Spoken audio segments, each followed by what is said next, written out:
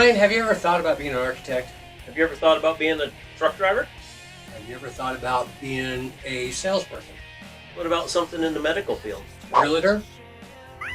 Listen to Crew Pass every Thursday Wherever you listen to podcasts, and on YouTube. You might learn something. you might not. It's your life. Make it happen. Memories fading, we all forget those not so shiny things you do. Career Paths. What do I do now? Just look good, be comfortable, enjoy yourself. Did you hear that? Welcome to Career Paths by Infonet. I'm Victor Boudreau with Mr. Ryan King. Hey, Ryan, what's Hey, up? how's it going? Good. It's been a while. So I haven't seen you for a couple of weeks. Yeah, it's been like three You, and a half. you or left something. town. I did. Went Is to it- Mexico. How was it? It was warm. Really nice. And now you're back. Now I'm back. Was Feels like winter. you got a little, yeah, I guess you got a little tan, huh? A little bit. Nice. Burnt Huh. up here. Yeah, burnt. Then there's suntan lotion. Have you ever heard of that? Yeah, we tried that. It didn't work Huh. well. Okay. Our guest today is Mr. Dan Stamness. Hey, Dan, how you doing, Brad? I'm good. How are you guys? I'm doing well. Thank you for being on the show. Sure. Dan and I go way back, don't we? Yep. God, I'm trying to remember Toys for Tots show. I don't even know. That had to be like 90 or 91. Yeah. Jeez Louise. Yeah. And then, God, Me and Dan only go back about 3 minutes. yeah, about 10 minutes Yeah. by now. Yeah, you know. So Dan, we'll talk about why we know each other here, but let's clarify. Let's get some information. What are you doing for your career at the right now? You gave it to me before. Let's do it for the audience and for Ryan again because he's slow. Yeah. All right. If I get too detailed, cut me off. I do project controls consulting. So I know a software called Primavera P6. It was eventually bought by Oracle. It's been around since the early 80s. And it's used to help companies do their project management, but the activities that they have to do to complete a project get put into the system and they get linked to each other. So certain things have to happen one after another. So it's a time scheduling program, but you can also assign resources to the activities and see where your resource overloads are, and you can put costs in there as well. So Time, budget, all that stuff. Right? what's that? Time and budgets and all that. Yeah. So and that software, more people know Microsoft Project than Primavera, but Primavera is more of a high-end tool. So. And how we'll stop that one. We're going to come back. So let's background on you. Okay. You don't have to get exact age, rank, age. I know you were married. You're not now. And do you have kids? Yes. I have a 15-year-old son. Well, he's going to be 16 in June, and then a 21-year-old daughter. Wow, I didn't know about that. I didn't know you had kids, man. God didn't do that to me or the world. I don't have any. So, and how old are you? You're a little bit younger than me, aren't you? You have to be because I'm 52.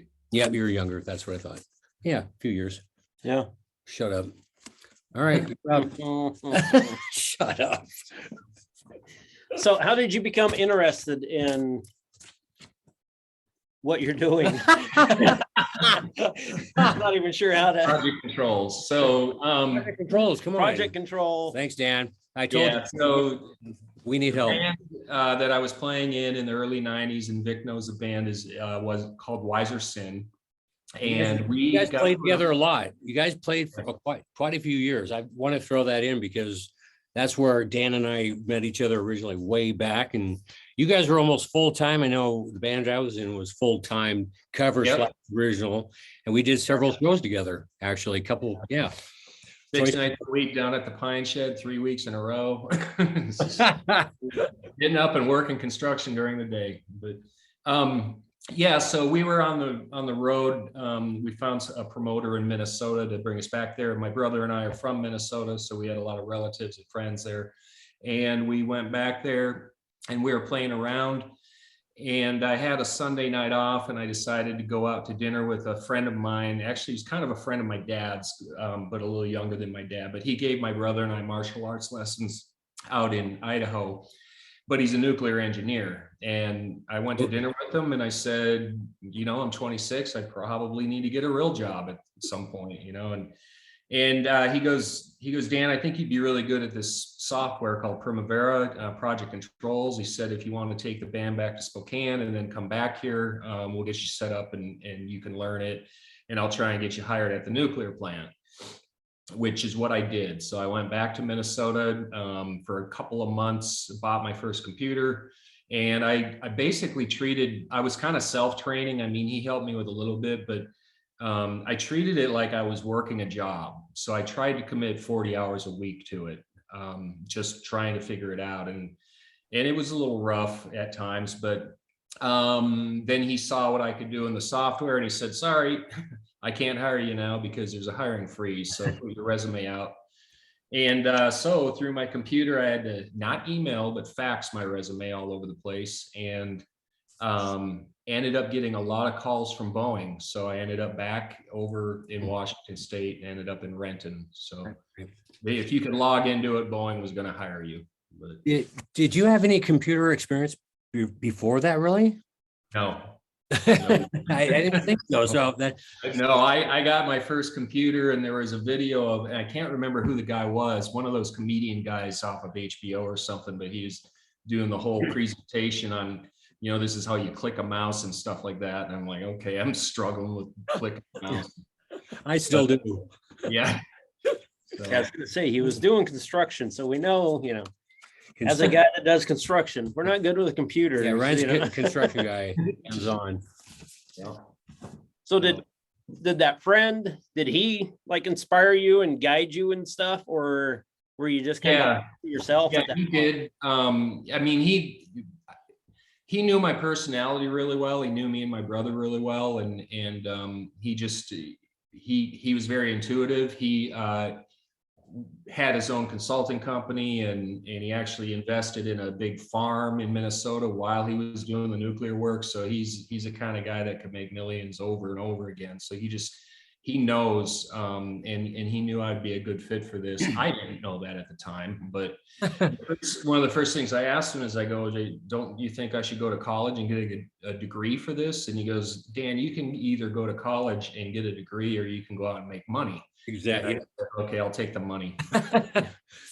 We have a It lot does of, pay better. yeah, we have a lot of guests that Brian and I are, neither of us are college educated, but we have some guests that are, but they're still paying for their college education. Yeah. But yeah, it's individual. So obviously it worked in your situation. You did have somebody to guide you in that direction, obviously. Yeah, I've been very blessed with it. Yeah, that's awesome. So then, were there any other steps or any other things you did to kind of further your situation? You said you treated it like a job. You were doing 40 hours a week trying to learn it. But was there anything else that? Well, once I got in the door at Boeing, I started figuring out what they were doing. And then on the side, I started documenting it. So I started learning how to take screenshots and actually write training documentation and stuff like that. And then my wife was working there, well, not in the same department as me, but she was doing similar things. And I can't remember why we left Boeing, but we ended up in Northern California working for a startup consulting company. And basically we walked in with these documents and procedures that we wrote, and they said, this is what we need if you want to be a consultant. So, so they hired us, and they took us under their wings and trained us. Unfortunately, that company kind of fell apart after a couple of years. And when it did, I ended up, well, we were in Northern California, and we actually went down to LA because we needed to do an implementation at, of all places, Warner Brothers Music. Trying to get in there my whole life, and now I'm in there as a freaking software consultant. Not exactly what you. Yeah. So anyhow, that ended, and the company kind of fizzled. And I had met a guy that was consulting at Motorola, so I ended up in Phoenix. Okay. And then we moved back to Spokane, went to California a couple more times. We were nomads. We would go wherever. I've been sent to Australia 4 times for a company I was working for in Northern California, and that was really awesome. So it's just, yeah, looking back on everything that's happened, it's been my career has been just an absolute blessing. Couldn't you do your job from anywhere if like online now? Yeah, okay. I work from home today, so. Well, that's what I was getting at, because you moving all around nowadays, you wouldn't probably have to move around as long as you're connected, you know, what your communication with the company you're working with. Well, and COVID really drove that home too, because I Yeah. Oh, yeah. did get out of our office for 2 years, and they found that they didn't have to pay as much in facility charges, because I work in a large building in Houston here, and yeah, so they were able to cut back expenses and trust everybody to work from home. I don't know if they should trust everybody. Exactly. Yeah. How do you? I'm not gonna say anything, because just in case someone's listening, I'll get in trouble. So You're the boss, aren't you, of your company? I am, yeah, Besides your wife? yeah, Okay. but I don't get to work at home.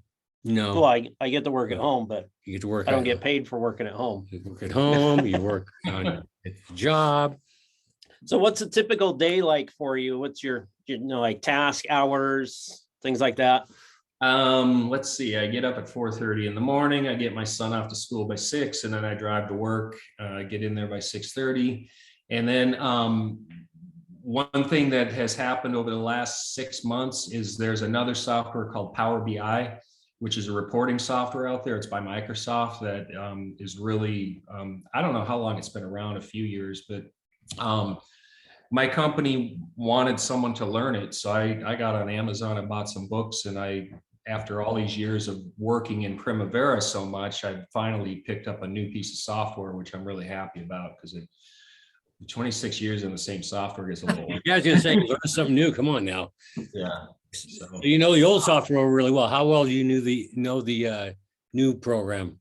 Yeah, this particular program is like a bolt-on, so it does reporting out of Primavera, but yeah, Primavera, I've watched it evolve over the years. It used to be called Primavera P3, and then they called it a bunch of different things, and then they changed the whole platform of it. And so and I got into, when I came to Texas in 2013, I started working for a company called TEPCO, and they had me doing training. So I was 3-day training courses, 2-day training courses, and a lot of videos. So now I don't know if I should sell anybody here, but I mean, if anybody wanted to get some information on it, you can look up Primavera P6 online, but you could also go to TEPCO, TEPCO.us. Don't go to .com, because I think that's the company that caused the nuclear leak over in. Yeah. Well, okay. Yeah. So anyhow, but I think I still have, they still got some of my videos out there too. So. That because they weren't using the program, so they weren't. Yep. I'll agree with that. Yep. You say you get up at 4 o'clock in the morning to get up and then get your son off and everything. Yeah. I remember when you would make it barely to bed by 4 o'clock. I know. The night before, gigging and everything, playing music, playing their old. Yep. Do you remember the Toys for Tots show? Remember that one? Yes. Okay. Yeah. I just remember because the singer that was in my band, no names, that she had to do the commercial with and then, yeah, that was the Met. Ryan's going, yeah, whatever. Yeah. Anyway. The Met. There's a video out of I don't know if I was in it or all 4 of us were, but they were interviewing us or something. And Really? Yeah, and Joe Oliver, the bass player, they go, well, what do you think of doing this show? And he goes, well, we like toys and we like tots. And that didn't go over too good with some people for some reason. So huh. Well, there you go. There you go. We like tots. Yeah, the toys thing worked. I don't. Yeah. Joe wasn't thinking, was he? There, he was trying to be silly and funny. I didn't pay him to think. Well, he is a bass player, so that wasn't nice. That's I slammed the my go-to though. Yeah, I mean, he's a bass player. So what are some of the things that you like and dislike about your job? Hmm. Um, hmm. Mhm. Um, right. Okay, so there's things that I didn't like in the past. So I would work on refineries and doing refinery shutdowns. That's where they take these things that make all our gas and diesel and crap, and they shut them down for a month or 6 weeks or something, and they make you work 7/12s, and you work every day. You make a lot of money, but by the time you're done with it, you're just like, holy shit, I don't want to. I don't even Right. want Yeah. Slamming. So, and then But you don't do that training. You don't do that anymore. No. Training was fun. I like getting up in front of the classroom. It's just not something I could do every week. It got exhausting, and I got to hand it to the teachers of this world that can get up in front of any classroom and do that day after day. I mean, it's just incredible that they've got that drive. And then, but in 2017, Justina and I went to work a job in California for 6 months. And then we decided at the end of that year that we weren't going to stay there. And it's really ironic because two brothers own TEPCO. And I was very good friends with them and everything. And then I left TEPCO and they had a separation or something. I don't know the details on that. And then I went to California for 6 months, and then I came back and I called one of the brothers and I said, I need some work. We're coming back to Texas. We still had our house here and everything. Well, there's a third brother, and he called the third brother and said, hey, Dan's available. And they brought me on. So I work for Occidental, or Oxy, used to be Anadarko Oil Company, but this group that I work for is in charge of offshore platforms. And so they've got 10 offshore platforms, and basically they've got people assigned to manage all these platforms. And then I just handle the software support behind it in the reporting. So this is by far the most, not to knock any other jobs, I hope my old bosses don't hear this, but this is by far the best, most wonderful job that I've got. And if I could stay there the rest of my life, I would. Wow. Yeah. Content, happy. I don't know if I see what questions, but I can get rid of that one. So we don't need any specifics, but because I've never, I guess you're a software guy working for a company using the particular, but you're the money, what you yearly, you're doing decent, correct? Income, benefits, 401, healthcare, anything else that somebody that, see, the reason for the show is if we can help somebody out looking for a future or somebody that's in something. So what would you say to do with that situation, to do with your money? Would you recommend, because we've had physical therapists on, we've had architects on, all that is typical through the companies you've worked with doing this? No, a lot of the times I subcontracted. So Justina and I started a corporation out of Washington, and we subcontracted into like Shell Oil in Northern California and stuff. So we were responsible for our own stuff. And you just, if you go self-employed, it's easy to do actually, because you just get online and go to not ADT, ADA, or I don't know, there's other companies that handle your payroll and all that stuff. But yeah, I didn't put money away, so I would recommend that they do. Well, yeah, so this in a subcontractor, that means that you didn't have a 401. No, it was 1099. Right. So, and then, but any other, but even healthcare and all that, you're responsible being a sub. Yep. Yeah. So I think when we were in California and self-employed, and it's more expensive. I was dropping about $800 a month on healthcare, and that was over 10 years ago. Yeah. But they pay you decently to cover and to live. Yep. Doing what you do, because you're a specialty, correct? Yeah, that's correct. Yeah. So they got to pay for you. I mean, come on. Yeah, they got to pay for me, damn it. No, I mean, honestly, when I first got into it, I got into Boeing in 96 for $25 an hour, which wasn't bad for 1996. Yeah. And I think the reason my career grew and Justina's grew is because of two things. Well, one, we were flexible. We would move. Yeah, obviously. Because we were flexible and we would move, we would also get into different kinds of environments. So everything became diverse. I've worked at US Freightways in Chicago, Motorola, you know, when they were doing cell phones, Warner Brothers Music, that was a joke.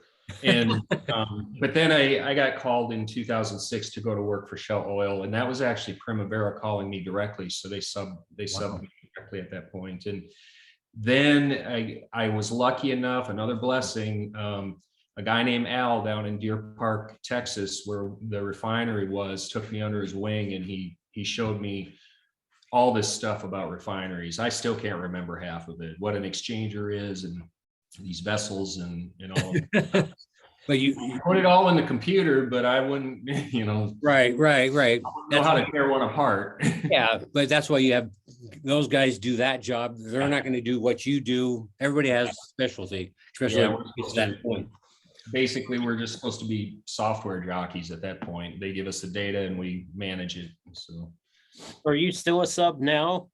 Or are you actually work for that? no, I don't work for Oxy directly, but I work for a company called CCL. So, and they're one of Oxy's primary suppliers. So they're an agency, but I get 401k and healthcare and all that stuff through them. So Nice.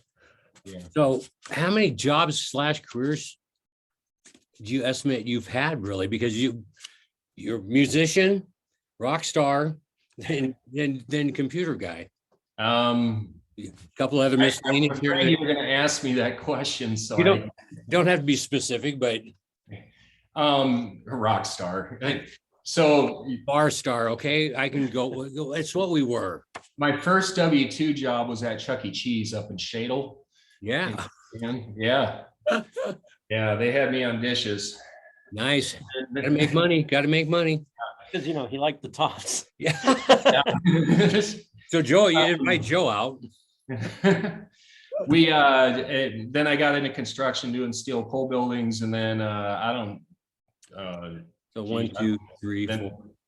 the band stuff, and you know, doing construction and even band stuff is project controls. If you want to write an album and get it released, there are steps you got to take to get that done. So everybody kind of does it in a sense, whether you're cleaning your house or doing a band thing. I remember I was sitting with Brad Rudkin one day.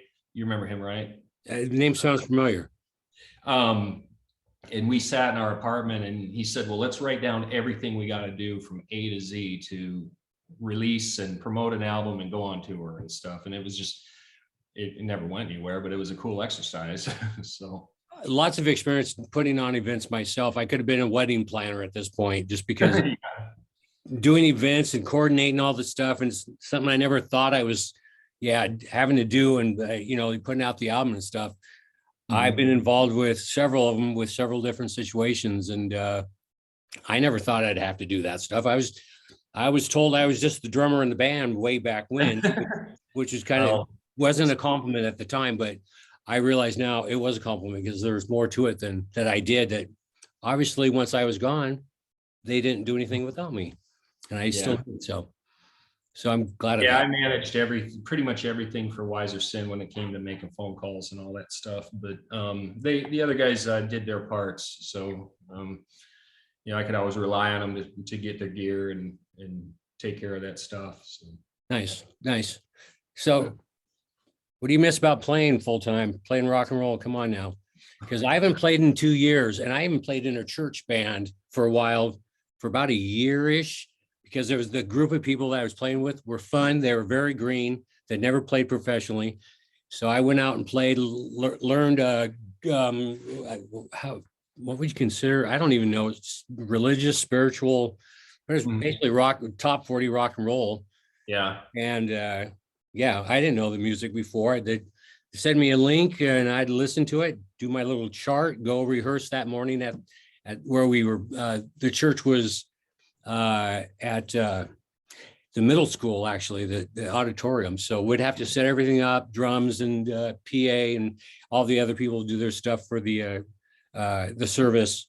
Mhm. Yeah, then we'd rehearse a couple of the songs and then wait about half an hour for everybody to come in. And I had somebody usually every Sunday come up to me and go, geez, you're having fun up there. It's like, yes. I mean, I'm on stage, I'm performing. Even if I mess up, no one knows. Because I learned that lesson a long time ago. Whoops, I keep smiling. That's and all I have to do is count to 4 and add a click track, watching the click track. I figured I've got that. I'm halfway there. Well, I learned in college, if you hit a bad note, hit it again, because then you're playing jazz. That's right. Show off. Yeah. Anything else you want to? Oh, we got the big question. I do have one other question before the big question. Okay. So before you got into this, He's panicking. you were doing construction, you were playing in the band, Mhm. a lot of hands-on type stuff. And then you get into computers. Was that difficult?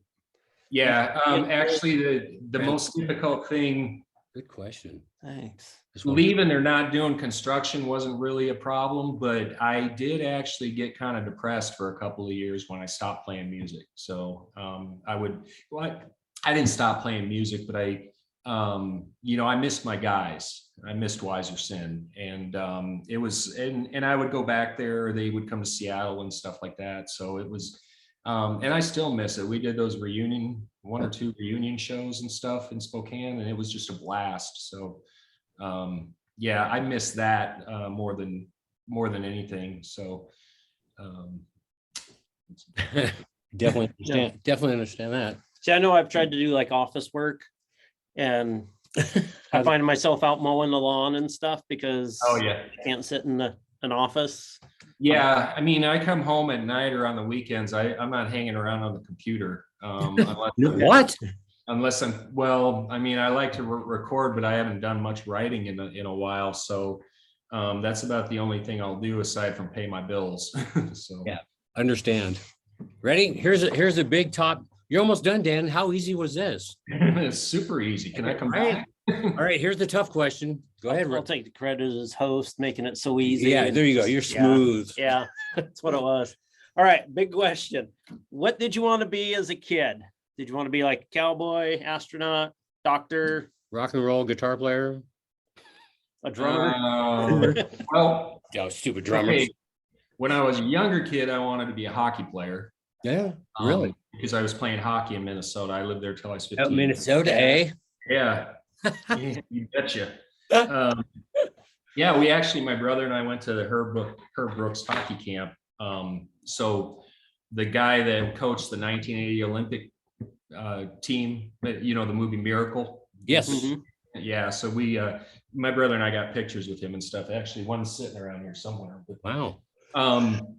yeah, so hockey was a thing. Of course, everybody played hockey, so it's unrealistic to even think you're going to go anywhere. It'd be easy to become a rock star. But yeah, I got my first guitar at 14, and Perry and I started taking guitar lessons together, and then my sister in 1983 took Perry and I to see Billy Squier with Def Leppard opening. Yeah.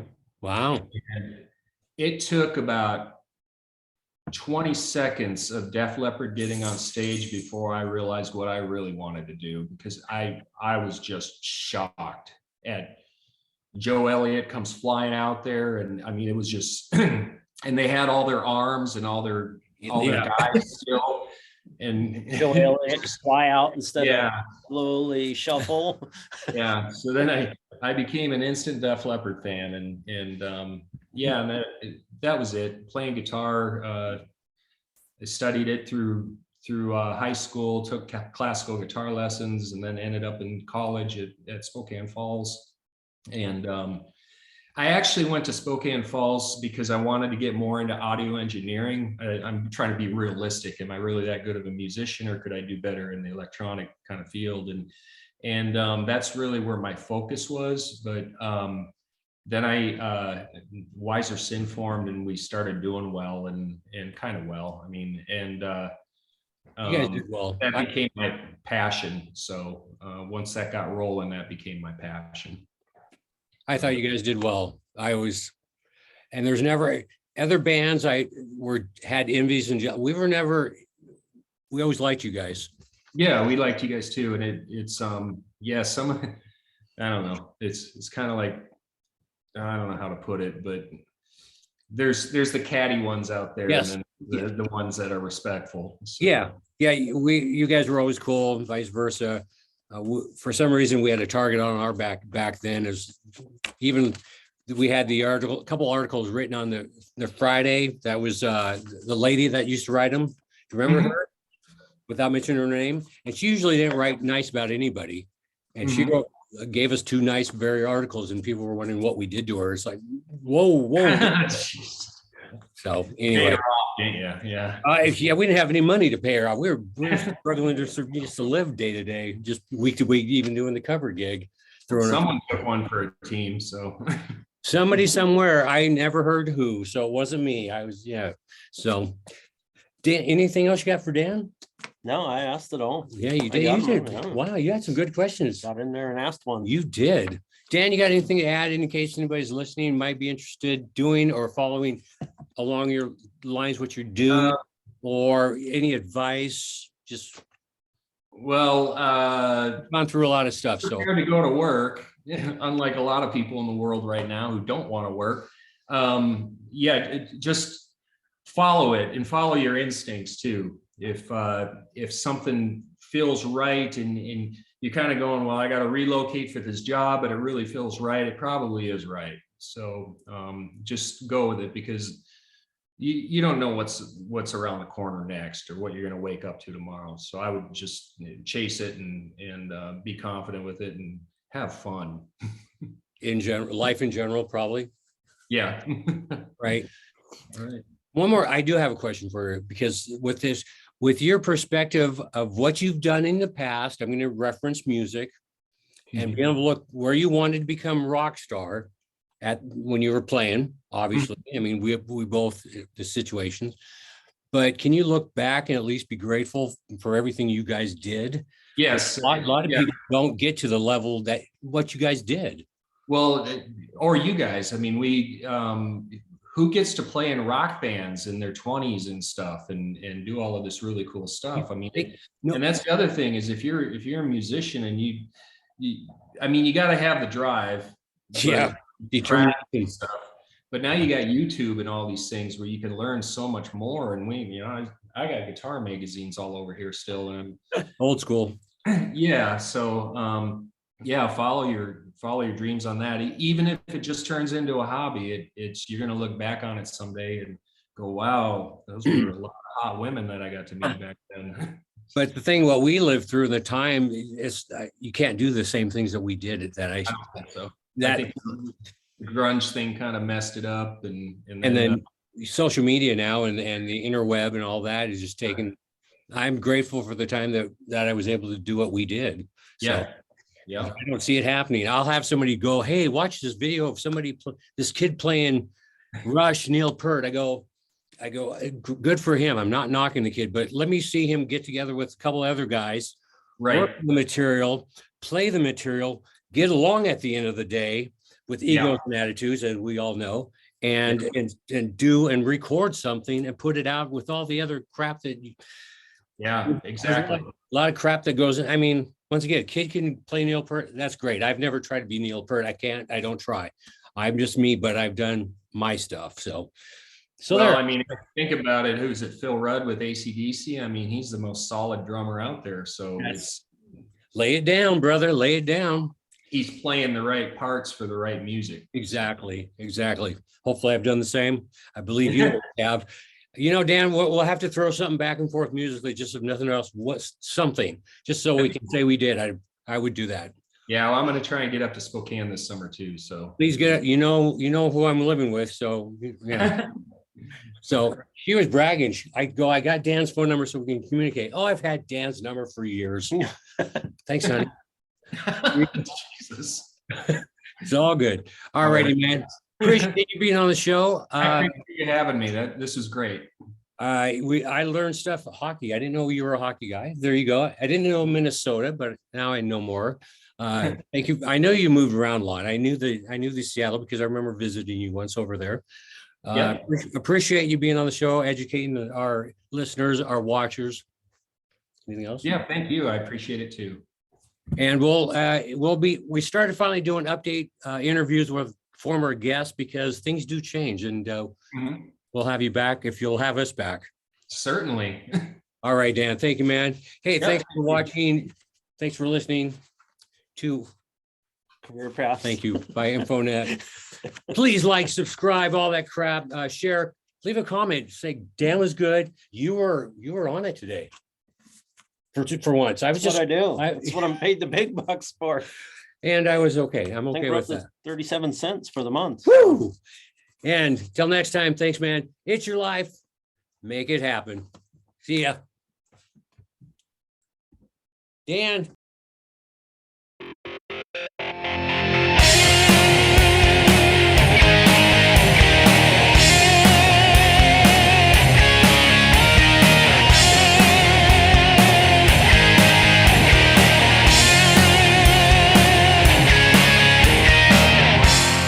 Ashes to ashes.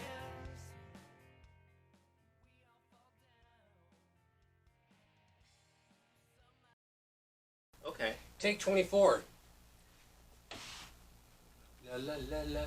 Career Path.